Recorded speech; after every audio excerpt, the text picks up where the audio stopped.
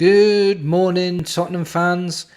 Tottenham have signed a new player, and they have signed Kota Takai out of nowhere. Did not see this coming, and we all have to admit, none of us have heard of this guy before we signed him. Langer has done his thing again, where he keeps everything quiet until the last minute, until we get the here we go from Fabrizio Romero.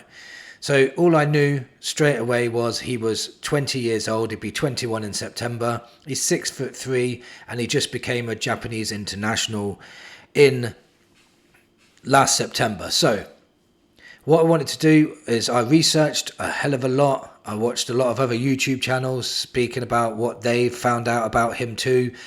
This is why it took me so long to get back to you guys, so apologies for that. So what I'm going to do today in today's video is I'm going to read out a few scout reports speaking about this player and all of his strengths, what he will bring to Spurs. I will speak about what this means for the squad, what this means for our defenders, what does this mean for Romero. Before I get into that, if you're new to this channel, please hit that subscribe button and hit that like button as well. It really helps this channel grow. And if you enjoyed it, please let me know in the comments. So let me start with the scout reports. So let me just start reading these out to you. So Takai has the instincts of defender first and foremost. His nose for danger is key to his game. He defends on the front foot, positions himself smartly and gets round well onto cover. He moves into passing lanes in his own penalty area to close off routes to goal and can get across his man at speed to cut out threats at the back post. Something that we were weak at last season, to be honest. When action is needed, Takai's physical advantage comes into play. He can get his legs moving quickly and defends well when running back towards his own goal at speed. Takai is a promising one-on-one defender. He engages quickly, reads situations well, and is capable in the tackle. He'll go to ground when the need is there, benefiting again from his size. While he's handy in the air, defensively he's not yet dominant in aerial duels. His heading is no nonsense. He wins plenty of headers at the back and tends to get rid of it in any which way possible. Sometimes defenders just need to defend. So he's a bit of a no nonsense defender, but still needs to work on his aerial duels even though he's 6'3". I read another scout report that he's not using his strength in the right way either. If you're playing against strikers with the same size as him, he tends to get bullied off the ball. So he needs to use his strength in the right way, but I'm sure that Frank will develop him in the right way possible. He's predominantly right-footed. Takai is confident in receiving and possessing the ball. He's always showing for a pass when Fontel are playing across or out from the back. So Fontel is the team that he came from in Japan. He has a calm, short passing game. He wants to progress the play, but he doesn't take many risks. He seldom bursts forward with the ball, but he is composed when he does. He doesn't show his long passing ability all that often either, but he has that in his locker if he needs it. So this is something Frank's going to have to get out of him as well, because we all know what Frank said in his first interview. If you don't take risks, then you're taking risks. So to have a scout report saying he doesn't take many risks and he has got a long ball in his locker, I think Frank will get that out of him to progress his ability a little bit more.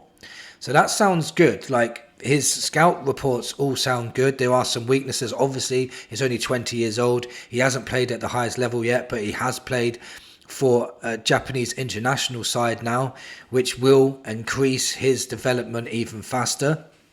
Japan are a very good outfit, a very strong side. The Japanese league is a very technically gifted league. So, you know, it all sounds good, but when you jump from the level to the Premier League, it's a massive, massive jump. So we'll have to wait and see. But where will he fit into our squad? We already have Romero, Van de Ven, Danso, Phillips, Vuskovic, Dragushin, even Davis. Now we've got Takai. That's like 8 centre-backs at the moment. And considering last season when we ran out of centre-backs, that's pretty strange to see this now. So squad-wise, he can fit in as an under-21 player for the Premier League squad. So that can be unlimited. So you've got a 25-man squad and the under-21s are all unlimited. He can fit into that. So he wouldn't take up a space in the Premier League squad. But when it comes to Champions League, the under-21 players have to be at a side for at least 2 years whilst being under-21 before they can play in the Champions League squad as an unlimited player in the B list. So he won't class as an under-21 for the Champions League, which means he will have to go into our foreign group of players, which is only a maximum of 17. So for me, I don't think he's going to get a Champions League spot straight away. If he did, that's because Dragusin is injured, or if Van der Ven gets injured anytime soon, which is possible, then he may get a place in the squad. But then in January, when the squad gets re-announced, he may be taken out and replaced for one of them two. Very confusing, but I've done a video on this, so I'll tell you about that in a bit. We don't know much about this player, obviously, but he may turn out to be a quality player. He's been brought in, though, to be part of the first team, so he's definitely been brought in. So, but what worries me a little bit is I really hope they're not bringing in another right-footed defender because Romero's leaving. What does this mean for Romero? Because he won't be Romero's placement. So I know people were saying that he's going to come in and he's coming in and Romero's going out, he's the replacement. That's not how it's going to work. Danso would be Romero's replacement, in my opinion, because he's quality. And then you'd have Vuskovic, Phillips and Takai as the rotation players as well. Remember last season when we ran out of all those defenders and we needed more defenders? This is probably why Tottenham are thinking about doing this. Romero is injury prone. Van der Ven is injury prone. We don't know if Davis is still going to be here. Phillips may still go out on loan yet. So there's still lots of things that could still happen for him to fit in the squad. I know this guy was only 5 million, but he's a record Japanese signing, so nobody from Japan has been signed for more than what he's been signed. We all keep talking about Mbeumo, signing him for 70 million. Now, guess how much he was signed for Brentford under Thomas Frank? He was signed for £5 million, exactly the same as Takai's just been signed for Spurs.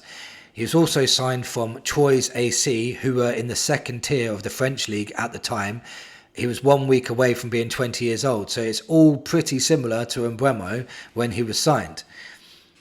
There are many examples of when Frank signed unknown players and turned them into Premier League strong players. So as much as people are saying, I've seen a lot on Twitter, X accounts that are saying that, you know, we're not showing any ambition, we're not trying to compete at the top level players. You're right to have that opinion because he's an unknown. He could turn out to be absolutely rubbish. We don't know, but he could turn out to be quality.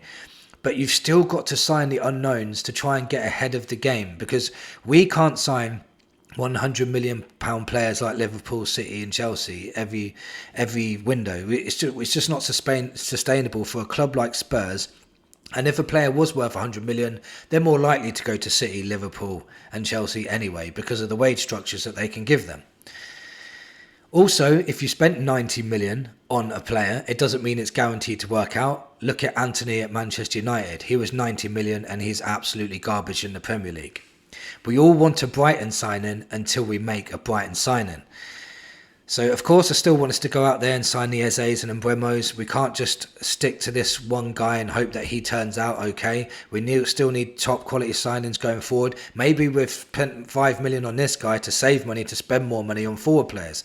That could be a different option as well. Let me know in the comments what you think of this player coming in. Nobody can really judge him bad or good because no one really knows how good this player can be. He may be a potential for the future, but do we need players for now? I think yes.